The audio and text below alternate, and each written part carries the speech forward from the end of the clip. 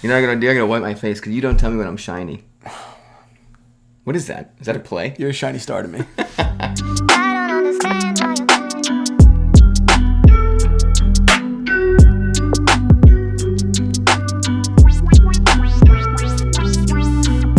What is up, Watch Fan? I am Christian, the curator of the Theo and Harris Watch Shop. My name is Michael, and I'm sponsored by My Heritage. And we're going to look into my family tree today. Ooh, very exciting. Thank you to My Heritage. Yes. What's today's conversation, Big Mike? Today's conversation is twofold. One, thank you to, I don't want to say your last name, but Kalon for sending us your Tudor Ranger. Yep. I made a video on this prior saying that it was kind of a miss for Tudor. Mm-hmm. So I'll give you my actual thoughts after getting it in the metal.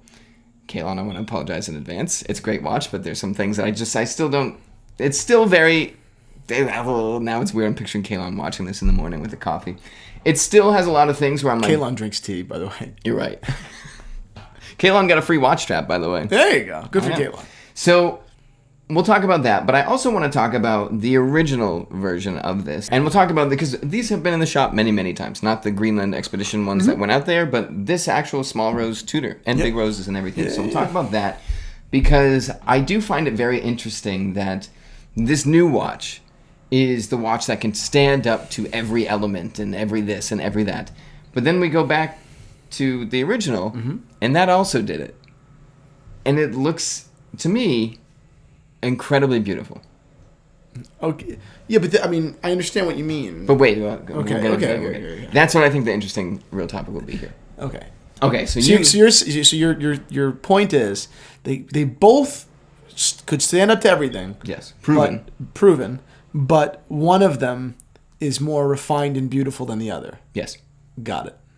Oh, what are you thinking? What's behind those cold eyes? Those cold serial killer eyes. Got it. Roger that. This is the new Tudor Ranger. Mm-hmm. This is a 39mm watch, 12 millimeters thick, not that thick. A caliber MT5402, so it's a chronometer grade. Yep, which that's is very nice. Odd that doesn't say it on the dial. Odd that it says nothing on the dial besides Ranger. That is odd. And this is what we'll get into with the dial, because the actual watch is gorgeous. But then the real killer is $2,725 on fabric strap, $3,050 on bracelet. I think that's a pretty good price. I think that's a fantastic price. Yes. For a chronometer from Tudor. Yep. Fantastic. I also think the case design's quite nice. The case design, yes. I'm on dial. That's my thing. That's my thing. So yeah, you tell me what you think about it first, because you did not. We haven't talked. I did that. Right, video I haven't actually seen this watch in person. Michael did. Yeah. The big deal here is obviously the case design, which I don't know where you're going to go with this dial stuff, and I guess we're going to get there. Yeah. But for me, this watch just seems so much more substantial than its predecessor, Tudor Ranger. Oh, then the last Tudor Ranger, definite win. Yeah, I love this watch. I really do. Really? Yeah, I think it looks great. With 39 millimeters. Yeah. Yeah, I think it's terrific. I think that it's I love faux patina. You know that. Yes. I love the interesting hands. I like the thickness of all the Arabic numerals. I wish it said chronometer or something else on the dial. I wish that there was a little bit more dial print. Okay. I do. Mm-hmm. But to me, the case is a winner. I think it's better than the case. I like Black of course. Bay. I think it's better than a lot of the Black Bays. But I like the case a lot. Yeah. Wow, interesting. Okay. So here's why you're wrong. No, I'm just kidding. It's very valid, and a lot of people essentially. It came out, there was a lot of hate against this watch, and then when it came out, people were like, you just haven't seen it in the metal, you don't understand, you don't do this and this and that. And then I saw it in the metal, and I was ready to be proven wrong, because I see pictures like this one, where the watch is slightly angled. Yes. And I think it looks fantastic. It's a bit of an illusion on the wrist. And then I see front on. Yes. And I think it just is purely empty. It reminds me of like my size forehead, just a little too large, a little too sparse. Yes, I do. That's funny. I do agree that it looks like your forehead in the sense that it's a little bit too large and the glass is shiny as well. I do agree with that. I think that if this watch is going to be 39 as opposed to a traditional 34 or 36, then there should be a little bit more on the dial. So I do think that they didn't catch the dial up with. Yes. With the size. I agree there, but I do like everything else a lot. I will say in the original video I said that to me it was a problem that it's all brushed. There's no polish. Mm-hmm. I don't agree with that anymore. Yeah. After seeing it in the metal, I like that it's all brushed. It feels really nice. The brushing it's deep, so it feels very textured. I don't think an Explorer should be polished, really. I mean, and That's the interesting thing. Yeah. Like the original Explorer obviously is. The old Tudors are. The Black Bay 36s. They have polished bezels. Yeah. Yeah. So looking at this is a picture of a woman holding it up. Fantastic. But what I like here, the second hand is in the right spot where it kind of fills in that gap. And then the case is just flawless. I think the case, they did a fantastic job. Yeah. But my last argument was, if we look at the Tudor Black Bay 36, I feel like they killed it with the dial here. Well, there's a lot better proportion on the dial. Exactly. Yes. And I think they did that by basically taking the indices and pushing them inwards to kind of clear up some of that negative space. Yep. And I think the Tudor Ranger is a fantastic watch. Case-wise, I think it has a different... It's like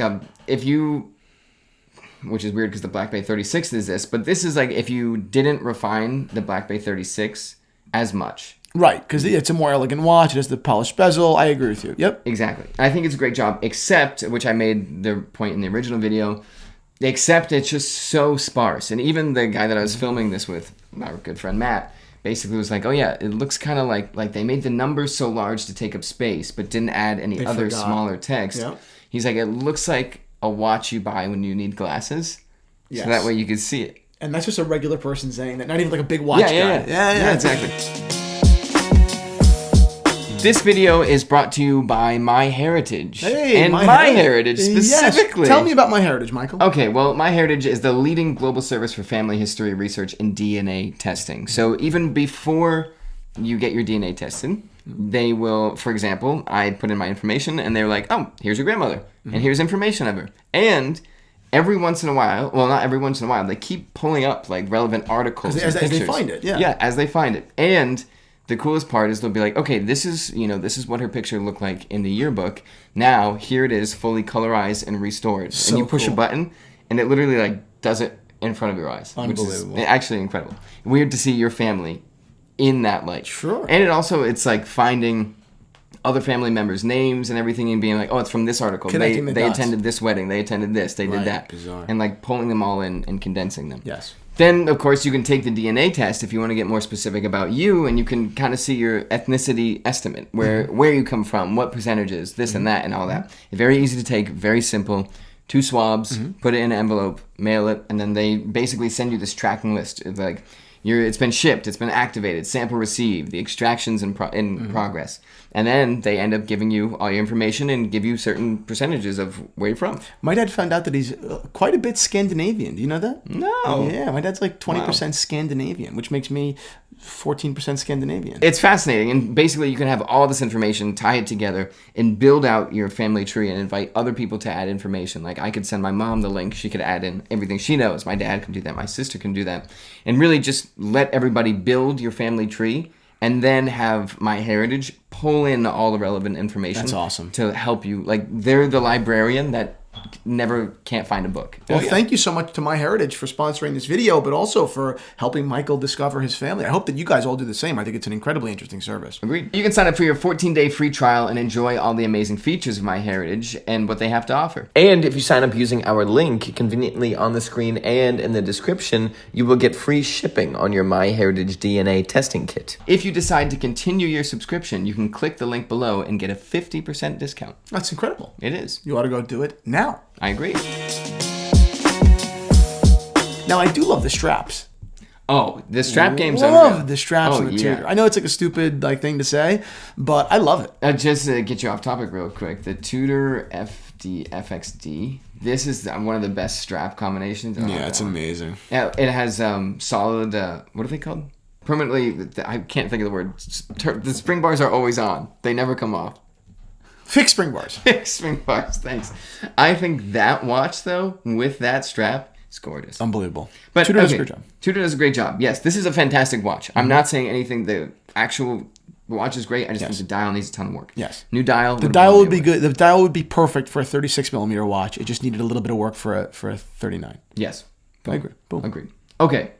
Now the original. This is a redial. I just want to show you the old one. But this is the original watch that went on the expedition. Yes. This is the Tudor 7808. You've sold this watch many, many, many times.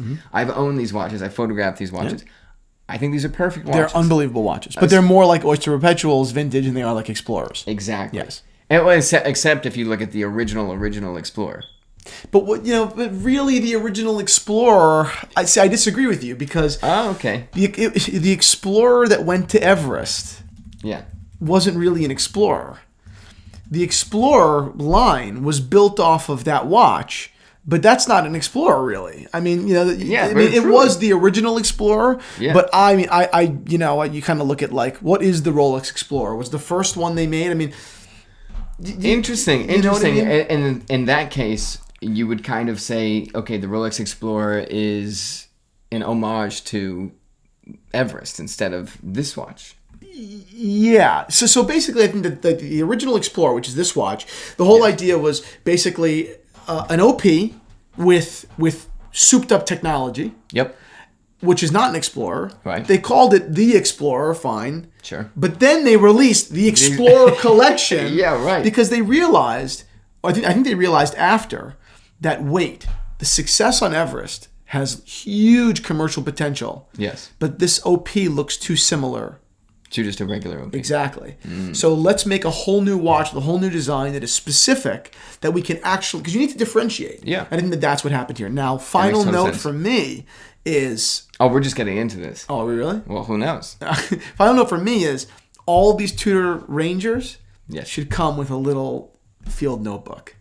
Oh, yeah. That'd be so cool. God. So the picture will be on the video, but there's this beautiful, like, just tattered field notebook that if it came with that, ooh. Tudor branded, whatever, maybe supplied for the public service notebook number 136, just like a regular field note standard, which could and on maybe the first page or whatever, or on the front, maybe like where the writing is, maybe they print in the handwriting from the CEO, like of course print, but print whatever, like best of luck, like Godspeed on your right. Godspeed, friend. Yeah. And then signed CEO. Yeah, that'd be nuts. That'd be insane. Okay, so new question for you. We know why they went from the original Rolex Explorer, the original OP that went to Everest, to the Explorer. Yep. Was that going to be your point? Because I was saying this is the original 7808 is incredibly more refined than the new one. Yeah, it was just what style was back then. I mean, it's just a different world, man, different era. People associate a certain look now with sports watches. Do you think if this was scaled to, this is a small watch, this is 34 millimeters, and this was scaled to 39, it would look weird? No, it'd be beautiful. I just don't think it would be a success as a sports watch. True. I think it would still be considered to be more of a Datejust alternative. It would be more on the dress side, which is fantastic. I don't think that 39 is too big. It should be 36 or 37. I mean, whatever. Yeah. Agreed. But on the thinner side, with all those details, would be sick. Oh my! This watch just reintroduced would be insane. And Tudor brought back the Rosa, and it's just getting too niche. It's never gonna happen. It's getting too niche because. And what's funny? Too niche, it would still be a commercial success. Oh yeah, people would still buy them. If I'm a guy in a watch shop, though, chances are, not that this is me, but chances are I'm like black dial, big watch, and it was meant to be in the cold, cool. Right. And it's like, this is a little like, well, it's for when I go out. It's fancy. But oh my god! And the last point I wanted to bring up is that. This watch did that. It went to the negative 89 degree Fahrenheit environment. It was a different world. It was a different era of culture. I know, but someone posted the other day when I posted my diamond Cartier Tank Normal. Yep. And one of the comments was I'll just read it to you. The movement of men wearing these tiny little watches and then playing it off as some cool hipster thing, oh my god, vintage thing, is completely reflective of the beta society the West now endorses. And oh my god! And I understand where he's coming from. I mean, that remark could definitely ring true for certain cultural norms. There's not getting into a big culture conversation, but it's not applicable in my opinion at all to wristwatches. I think that the history of wristwatches is more refined and elegant, and in my opinion, the smaller wristwatches, in many ways, and it's not perfect science. It's just whatever. Sure. Show even greater level of if you want to go traditional masculinity, this whole idea of sports watches or watches have to be big and sports watches have to be black and brushed. Yeah, sure.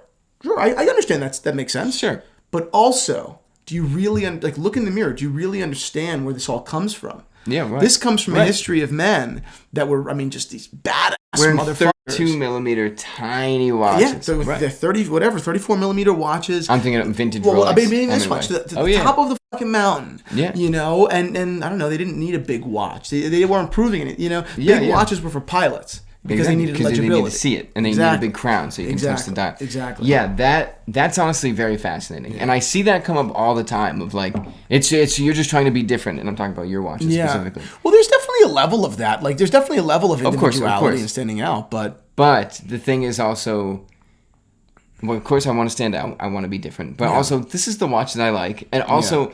From a historical standpoint, and for someone that has been dealing watches for this many years, I have seen every sports watch. Yeah. And these are what I like. It's, And this is the history that I feel most connected to. Also culturally, like, you know, as an Italian American from any major city, like, you know, New York, New Jersey, whatever, you know, I think that culturally, the people that were the biggest tough guys around all wore, like the way I saw growing up, very small yellow gold, white gold, platinum wristwatches, on very exotic thin, straps. on exotic straps, if not bracelets. Yeah. So my idea of masculinity, if we want to go down that rabbit hole, is stuff like this. Right? I mean, this is a true sports watch. Yep. Not to say that a 39 millimeter Explorer isn't, because it's a true sports watch as well. Of course. But then on the dress end, it's these small precious metal watches. I mean, that's what I associate as a child. Yeah. You know, as that's a grown up man's watch. Again, not to say a Submariner isn't. Both of these things are true. But I think that just the remark, not that the remark bothered me. I think it was on an intellectual level. I wanted to address it because it's you know, it's incomplete. It's ignorant. I mean, and I don't mean that in a, you know, just it is ignorant of cultural context. I think being forced to enforce this large black brushed watch form of masculinity is less masculine than going after something that you like. I agree. This is completely showing that's exactly true. I want to follow the leader I want to follow the leader because I'm a man. Right. And you have to know it because my watch is big. Which is different than saying, I like the new Ranger, I'm going to buy it. That is different. Personal. Very it's just personal, decisive decision. Yes. Whereas, you know, saying, you know, men have to wear this or that's getting into this new Ranger is in the case next to the old Ranger, and you're like, that small watch is for women, girls. for women, and this big watch is for me, and I'll fight you. Yes. And it's like, okay. Okay, so have you seen the basement? Say I put a beautiful bar down in the basement. You want to come take a look? Yeah, exactly. Boom. And then two guys named Louie. Aluminum baseball bat. Big stick of mozzarella. I wasn't even going there. Who was? All right, well, then that's it. All right, yeah, that's it.